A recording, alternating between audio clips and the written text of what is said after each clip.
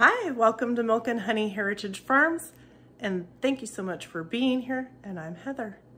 So, what I've got for you today is a collaboration that I'm doing with a group of wonderful people. It's called May It Last, and so what it's about is how to preserve different types of foods and things like that. So it could be freeze drying, it could be canning, it could be all sorts of things on ways of making things last longer in your home food-wise. So let's get to it, and I'm gonna show you how I preserve garlic and maybe save you a little money. All right, so here I've got my garlic that I harvested in July. And when you dry it out, depending on what type of garlic that you can grow in your area, you'll want to put it on some kind of a rack where the airflow can get through and they can properly dry out. So that's a way of preserving your garlic. You can also do a braided garlic and hang that as well. So there's a way that you can dry out your garlic, and let me show you another way that you can preserve garlic. All right, so what I have is garlic. This is a garlic bulb. We all know that, right? So if you purchase garlic, and you'll want to check out for the area that you live in, garlic that's good for growing in your zone, in your area, right? So it might cost you some money. Maybe you can find some farmers or friends that have some garlic they can give you.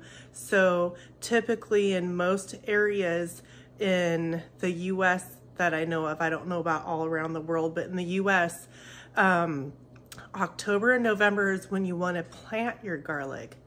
So initially it might cost you some money to buy the garlic, right?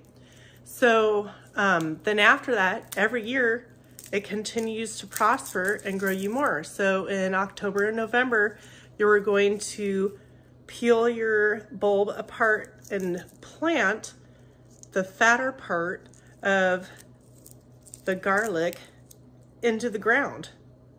So you can do as many as you want, and every summer, for my area, it's like June, July. It takes about somewhere between 7 and 9 months for your garlic to be ready for harvesting. So then what you will want to do is you'll want to dry them out on a table or a rack, and I'll have a little video clip showing you mine dried out and a few different ways you can dry your garlic out. And then when it comes fall, your October, November months, that's when you'll want to plant them because they need to overwinter in the cold to properly grow for your next harvest. So that's where I say you save some money, because you're gonna save some of those garlic heads that you aren't using over the course of the month until your next harvest, or year, you know, from harvest to harvest. So you'll be saving some of those to plant your next fall. So every fall you're going to take a few of them and plant them, or however many you want to plant. And you don't have to plant them in a huge space. You can use container gardening of any kind of container with some decent soil, and you'll have garlic year after year, and it's really good for you. So let me show you another way to save garlic that will be healthy for you, and I'll tell you some good benefits of garlic and honey. All right, so what I have here is some garlic, the garlic that I showed you just before, and I have peeled it and taken all the wrappers off of your garlics. Now, if you're going to be planting garlic in November or October, you're gonna take just one little piece, and you can see that there's an end where the roots would grow and a pointy end. The pointy end always goes up, okay? And so before we get into, actually I can do that while we're waiting. So you can use a jar. You don't have to use a mason or a cur jar. You can use any kind of a jar and a lid. So this is going to be fermented honey garlic, and try to get pure, raw, local honey if you don't raise your own honeybees. Be careful about in the stores. Read all the ingredients on the whole bottle if you buy it at the store to make sure you're getting what you think you're getting. Okay, so remember now, this is May It Last, hosted by Natasha at the Budget Preppers. This is a great collaboration of a bunch of different channels who are going to be doing different things to show you how to make and preserve different items to last longer. May it last. Okay, so I'm going to put a little bit, I have my own honeybees, and I know not everybody has that option. I'm going to put a little bit of honey in this jar to begin with, and then I am going to put these garlic cloves right in there. And you're going to want to cover the top of the garlic with honey so that they're covered, right? Okay.